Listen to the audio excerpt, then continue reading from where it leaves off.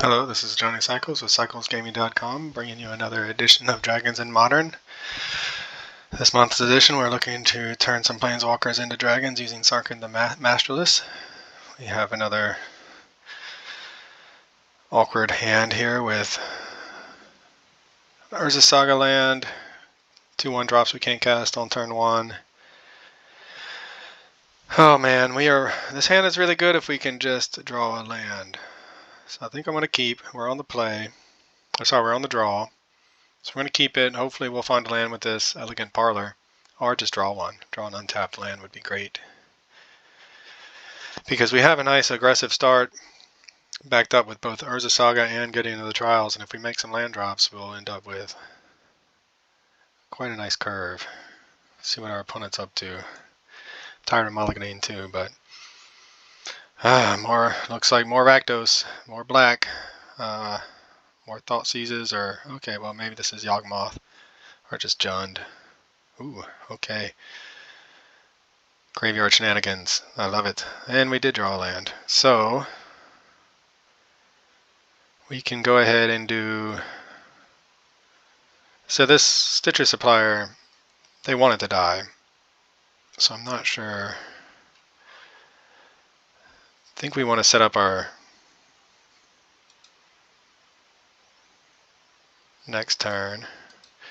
And then Sacred Foundry we're going to put on top of our library. So if we can get to our Relic of Progenitus with this Urza Saga before our opponent can go off, then we might be in good shape. There was an argument there for running out the Urza Saga already just to get to the Relic faster. We'll see how degenerate this deck is, though. Souls of the Lost. I love Souls of the Lost. It is not. Zombie Apocalypse. Discard 2 cards, create a 2/2 black zombie creature token. Okay. So they're going to go...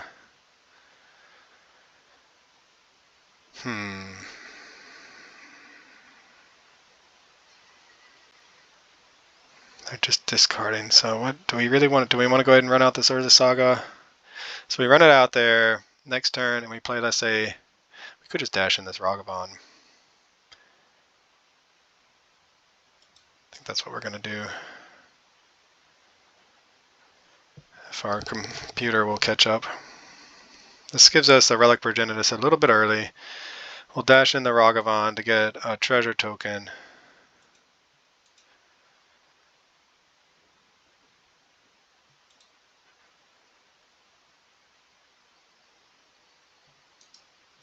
See what we hit off of. So we could go ahead and they're going to discard and make a zombie. They're down to 1 card in hand. They discarded a Bloodghast and a Gravecrawler, so good for them. See if we can't do enough with what we have going on, though, to... Next turn we'll make a Construct. The next turn, make a Construct. Get a Relic and maybe slow them down enough. There are 2 cards in hand. Hopefully we can survive. So we got them to... They're going to get the Gravecrawler back. The Bloodghast... The Village Rites, they're going to draw 2 cards, mill themselves some more. We could just draw the Relic of Progenitus. That would be our best draw. They should have cast a Gravecrawler first before doing that, I'm pretty sure. So... What did they just... They just discarded 2 more cards there. Wow. Alright, never mind. Well, the opponent knows what they're doing. They got the Prized Amalgam. We got an Esper Citadel and a Construct. Do we just go ahead and abandon our plan of making tokens? That's a lot of power on the battlefield. If we Gideon, they're going to kill the Gideon. We can go Kithian, Esper Citadel.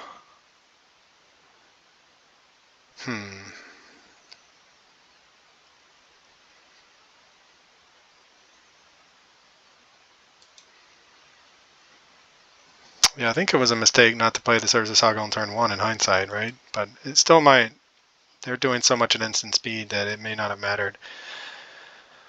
We'll go ahead and hopefully just try to hold down the fort, take a couple of hits and hold down the fort. I mean, they're down to 2 cards. Get a land to get the blood gas back. See if we can't stem the bleeding. Oh, they have 2 blood ghasts. I should look at the graveyard more, huh? We do have Rest in Peace in the sideboard for this matchup. They're playing green though, so they're going to have answers. Taking a big hit here. Man, we're dead next turn it looks like. So let's see. That's 2, 4, 6, 8, 11. We're going to go 2, 4, 7. Down to 12. We could block here.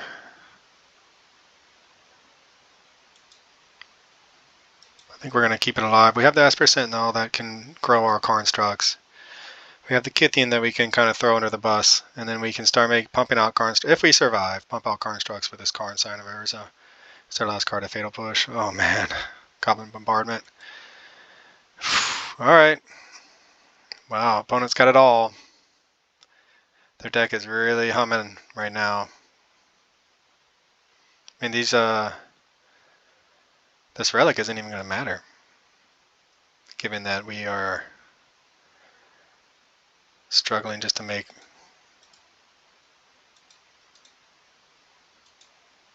struggling just to stay alive.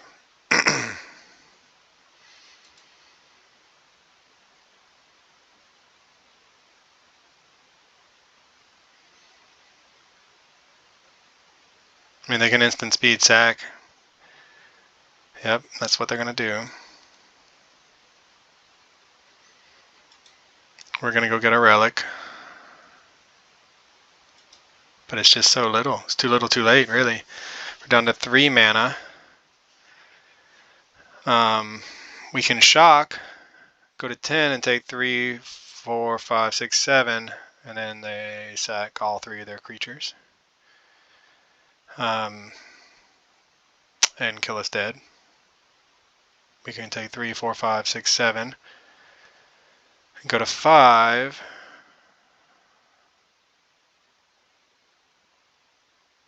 Wow. Alright, what's in the graveyard? They're going to have a Grave Crawler. We'll play it out. I think we're just most likely very dead, though. Yeah, I mean, sometimes your opponent just runs super hot. I mean, that's a sweet deck, though.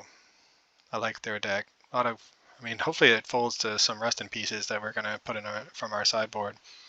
But yeah, I mean, super synergistic. They hit on all cylinders with Stitcher Supplier, Gravecrawler, Prized Amalgam, Bloodghast, Goblin Bombardment, Zombie Infestation. I mean, they've got all their pieces. We made a mistake by not playing Urza Saga on turn 1 as soon as we saw what they were up to. We would have gotten us a relic down much earlier, 2 turns ago, and maybe have stemmed the bleeding faster. We kind of need a land.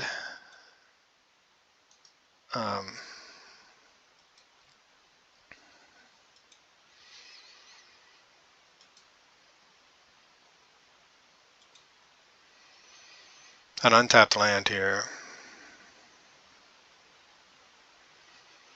And even then I think we're probably dead. Because we can go, sure, hit us to 4.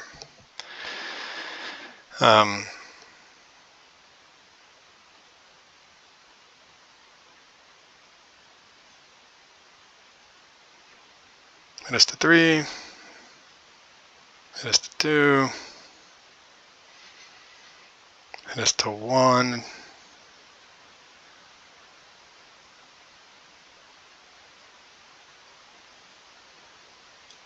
Do they have something they can, am I missing something that they can then bring back? Or are they just trusting that 1 is going to be enough? Give us an untapped land, expedition map.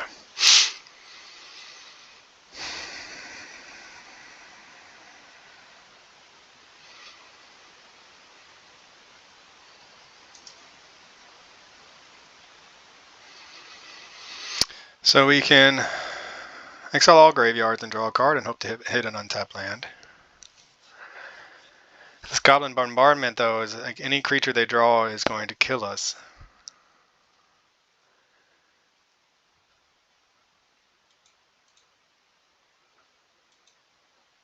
Give us an untapped land. That's not, well, technically it's an untapped land, right? So we can, if they draw a creature, so the thing that we could have Gideon of the Trials to neutralize the Goblin Bombardment. I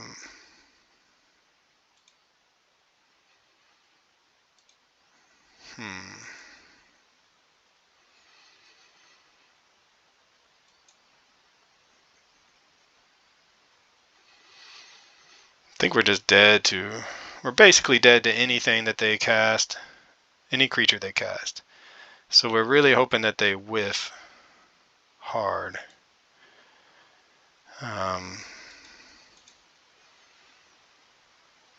Alright.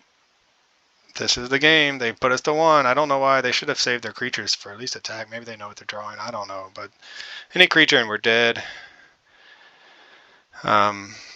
We have some blockers. But a creature with haste, any creature, we're dead.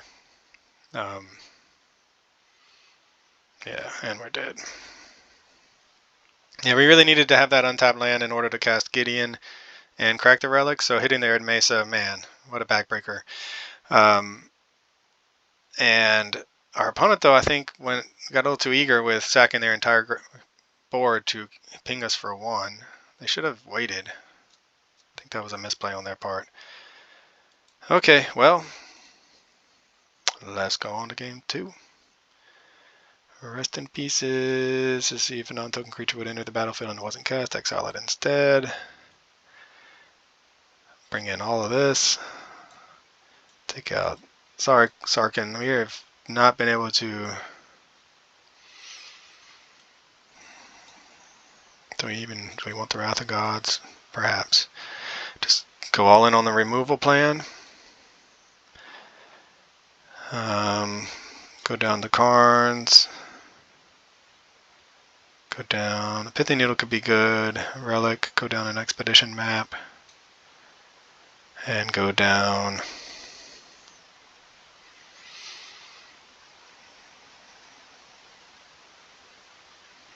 Ragavan. Yeah, I mean, I hate to take out our Sarkhan package, but we have a lot of cards that help against our opponent's strategy, and we're here to win the match, not just show off the Sarkhan combo. So if bringing in a bunch of graveyard hate and exile effects and containment freeze to shut down what they're trying to do is going to get us the win, then we'll live to fight another day with Sarkhan.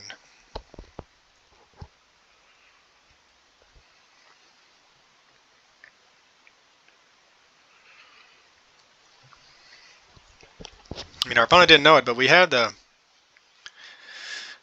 I mean, I guess we'd have died to the Bloodghast that they cast because we could have shut down the Goblin Bombardment,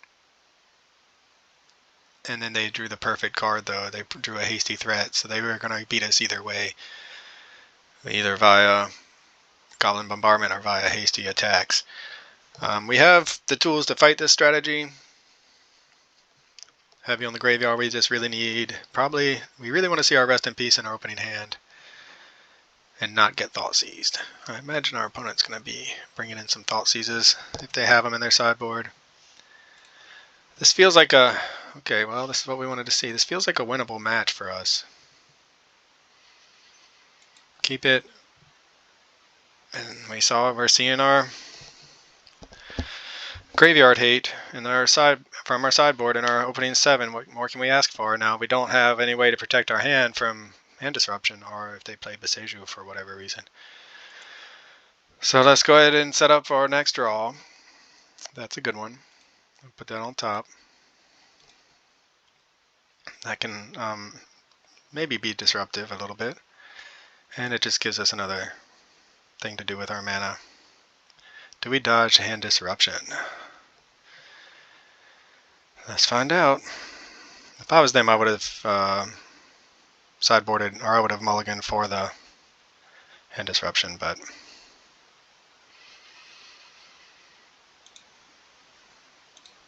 alright, well, do we get there on the back of this rest in peace?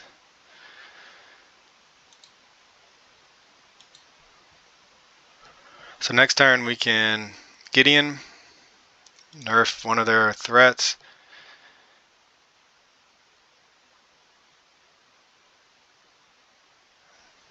And then go from there. Do they have nothing, no follow-up? They do have a follow-up. It is a way to draw cards. Looking for an answer to rest in peace. Gideon Blackblade.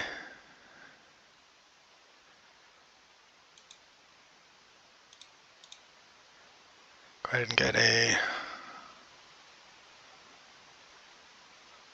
plains. Do we want probably run out this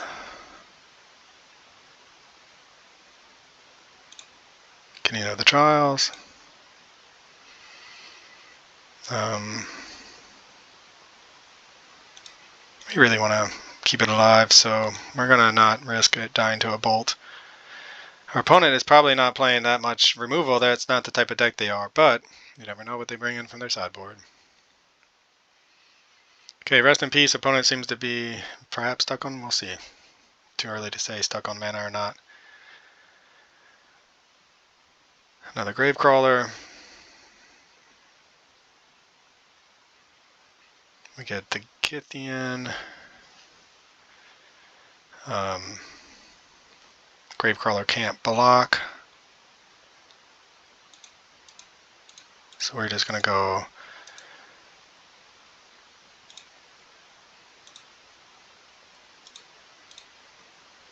give it lifelink. Try not to click through combat. So this is exactly how we beat this Graveyard Shenanigans deck. We have a turn 2 Rest in Peace, followed by pressure. We have a lot of pressure on the board. Our opponent isn't going to be able to kill either Planeswalker this turn, I don't think. We have a follow-up Lightning Bolt to clear the way, even though Gravecrawler can't block. And I have a feeling our opponent will be scooping it up pretty soon. I'm not sure what they can draw to get out of this.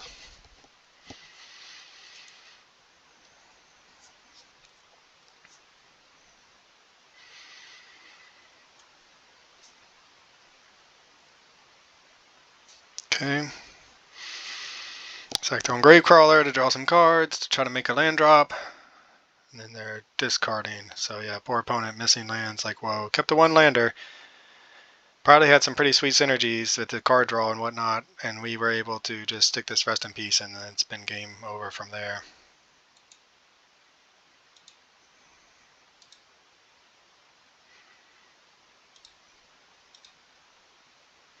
So Gideon Tribal coming through. This would have been a nice time to draw into our Sarkhan.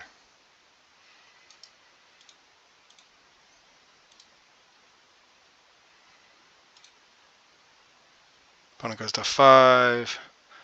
We'll play this Kithian. Now we have true Gideon Tron on the battlefield with a Lightning Bolt and Doorkeeper Thrall to stop any kind of crazy shenanigans. Make this indestructible if we have to. And they scoop it up. Alright, Gideon Tribal. So Sarkhan, sorry, Sarkhan the Masterless and Dragons and Modern, you have been pushed aside for Boros Gideon Tribal. We needed the graveyard hate, we needed the answers, we found it. We got pretty lucky with having a sweet opening 7 that didn't let it, we drew well with it. And yeah, rest in peace. That's what we want. Opponent's probably going to bring in hand disruption if they haven't already. And so let's just run it back, hope for that rest in peace.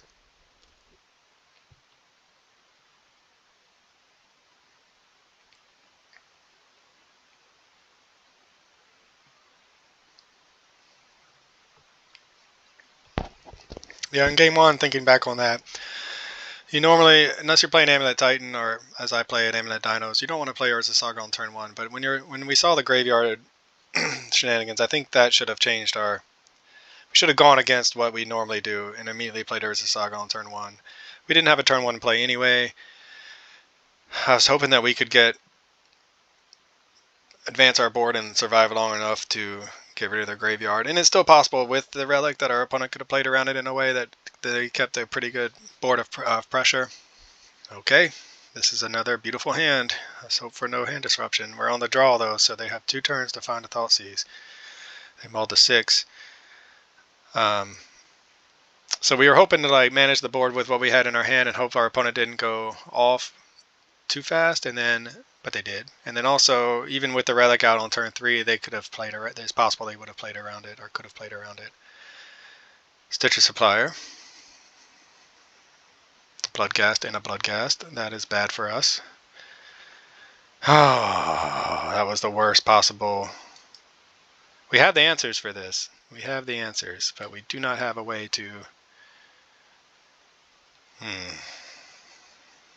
Containment Priest, rest in peace. I mean, we have plenty of answers for what they're trying to do. Okay, well, we will, assuming that they're not going to be able to attack this turn with the Bloodghast if they make a land drop. If they don't make a land drop, we're in good shape. They missed land drops all last game, and they did mulligan. Did they miss another land drop?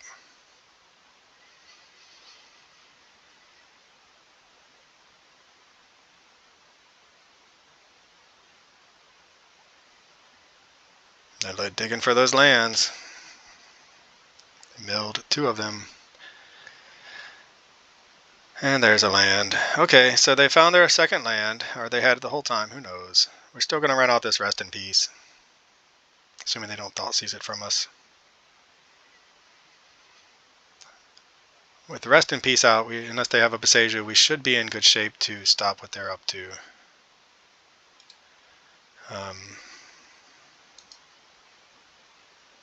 They did bring in Bitter Triumph to help against what we're doing.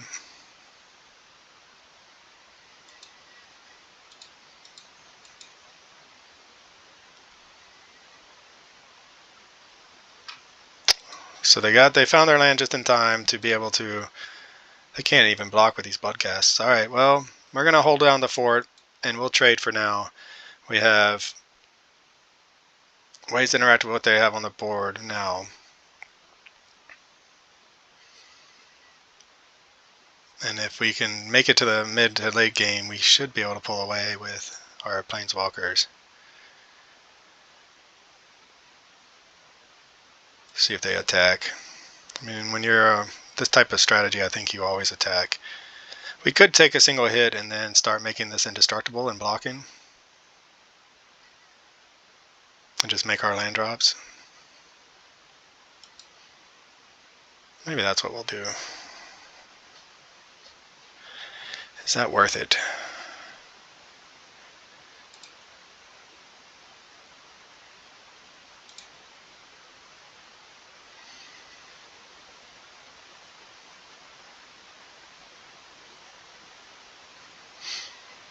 Insidious Roots. So when creature tokens you control have tap, add 1 mana of any color. Whenever one or more creature cards leave your graveyard, create a 0/1 green plant creature token that and put a +1/+1 counter on each plant you control. So I think Rest in Peace nerfs that.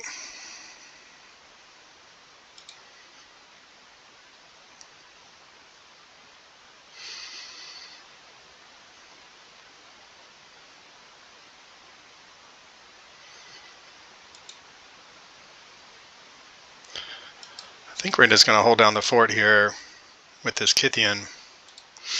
Keep it indestructible. If they don't attack, good. If they advance their board, fine. We'll flash in either Containment Priest or Doorkeeper Thrall.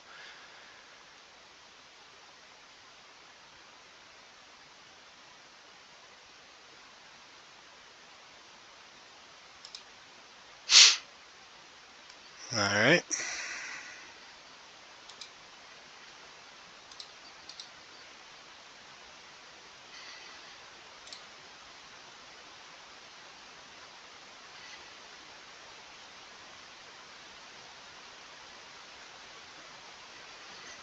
See if opponent has some shenanigans.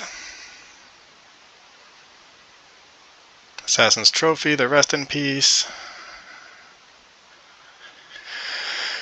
This Controller may search up. Okay, that's unfortunate for us.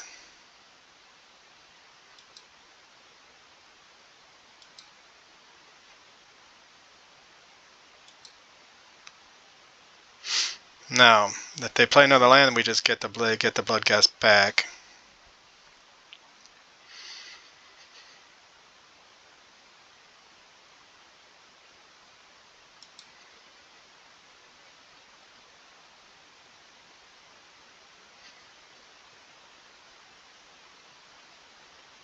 Let's see if we can containment priest that.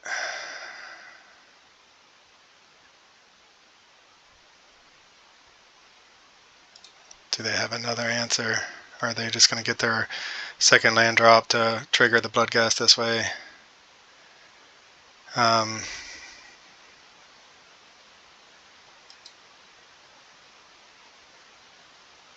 So they're going to get the Bloodghast. They're going to get that thing.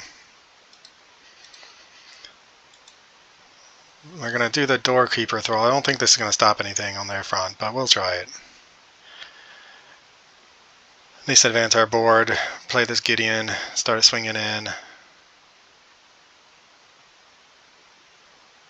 mean, this is a triggered ability when it leaves the graveyard, so I don't think it's going to make a difference as far as their strategy goes. But now they have a lot of answers to what we're trying to do. They're getting a little bit of a better...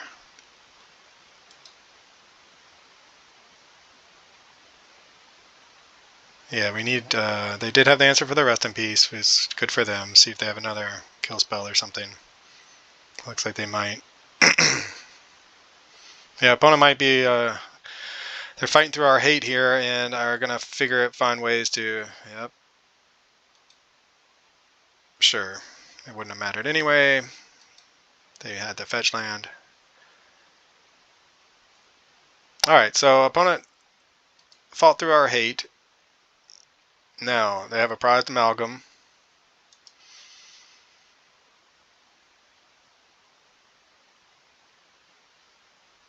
I think this shuts down the prized amalgam shenanigans, though.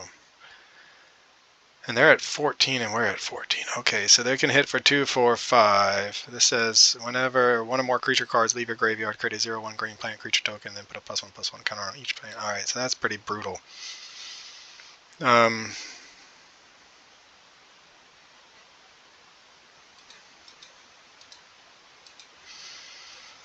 We need another Rest in Peace. This is only hitting for... oh, 1 a turn. We could do... I mean, we don't want it to... We don't want a chump block, so...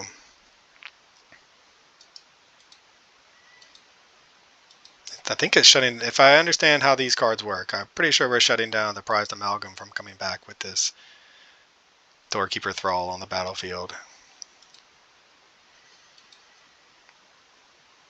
Alright, so opponent's got 1 card. We have 2, but they're not very good. And they have enough damage to kill our Gideon.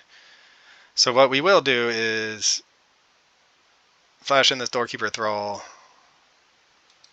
to protect the Gideon.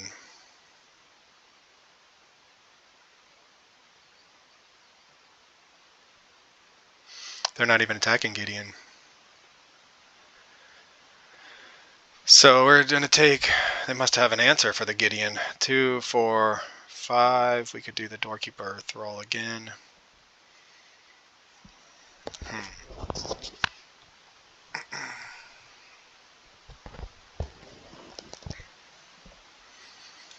So I think they're just kind of assuming that they can win this race with what's in their hand and what's on the board. And they may be right, given that they have a way to make token... Oh, they were attacking Gideon. Johnny Cycles is being attacked by all 3 of these things. I'm confused.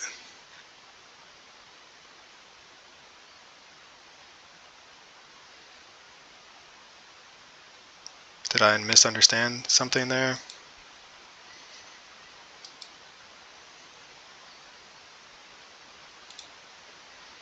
Alright, well, new plan.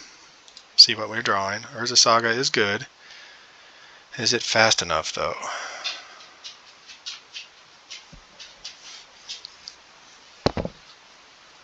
It does get us our relic. It does get us some constructs to help fight the long battle. We're going to keep it.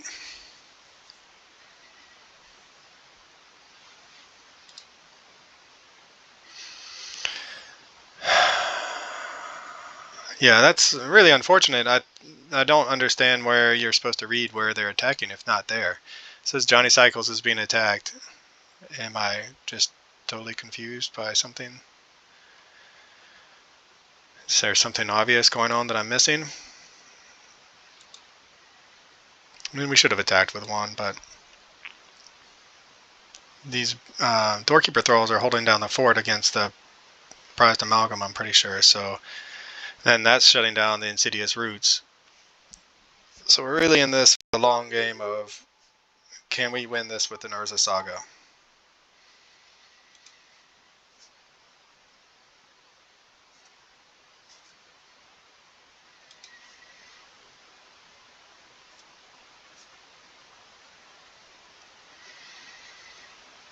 We're going to take 4 to 10. I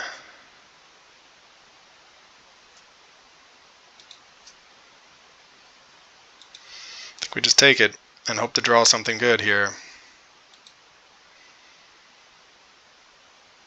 I mean, our opponent's got some live draws. We have some live draws, another land, so that's probably why we don't want to block there. Flash in this guy at the end step.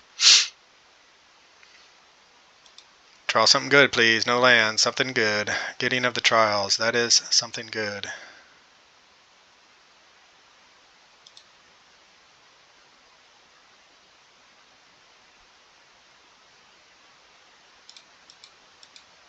We can just emblem if we wanted.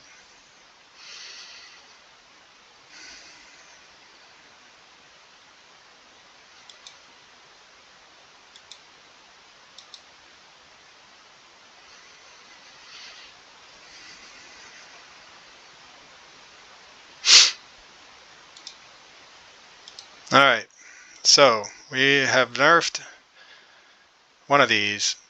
Do we want to go ahead and try? Then they can attack for 3 and hit the... I think we're just going to try for the race here.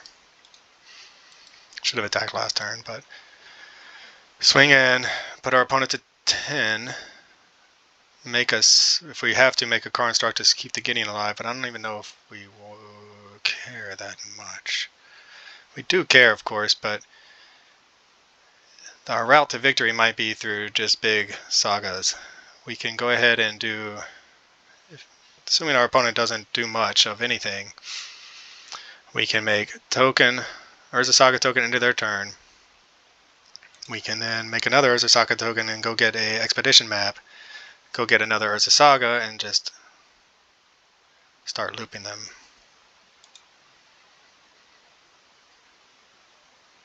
So let's see if it's who they attack.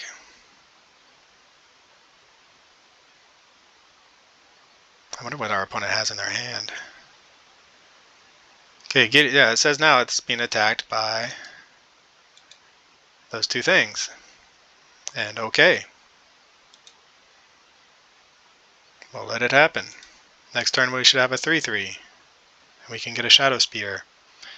And start going through... Start gaining some life if they don't have an answer for this. What do we draw? Another Gideon. Make another construct.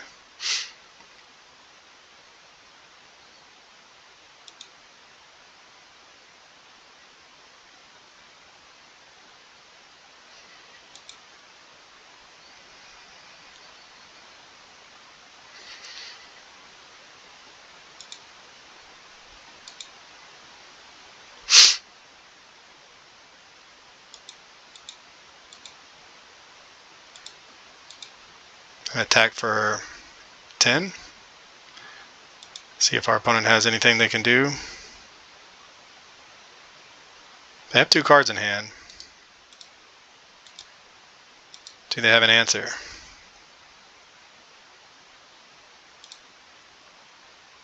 They do not. All right. So we got there against the graveyard strategy. They fought through our graveyard hate, but the Doorkeeper Thrall, man, it's an all-star against some decks. Keeping this prize at Amalgam, I'm pretty sure, off the battlefield. I don't know what's in our opponent's hand. They did flood out pretty hard. But keeping them from being able to loop, I think we made some right choices there, not blocking in places and just taking damage, using our life as a resource, using our loyalty counters as a resource, and took the right line there at the end. I wasn't realizing how close we were to killing them with a Shadow Spear until I got it, and then realized, you know what, we don't need to keep plussing up Gideon and swinging in for a little bit at a time. We can just go ahead and swing for lethal now. So I'm glad we found that line, and glad we got the match win. So, all right, feeling a little bit better about this deck. So far, we've only had one match that felt really brutal, and 3 that were very competitive. So, see what we're going to draw if we can. Anyway, this is Johnny Cycles with CyclesGaming.com. I'll catch you on the next one. This is Johnny Cycles with CyclesGaming.com, and this has been another edition of Dragons and Modern. Be sure to go to my site and check out all of my original Magic the Gathering content, where I post articles and video of my janky modern brews in my commander decks. I'm also publishing a couple chapters every month for my science fiction fantasy novel called The Pod Kind. Check me out on YouTube as well. Click that subscribe button. I'd really appreciate it, and I'll catch you on the next one.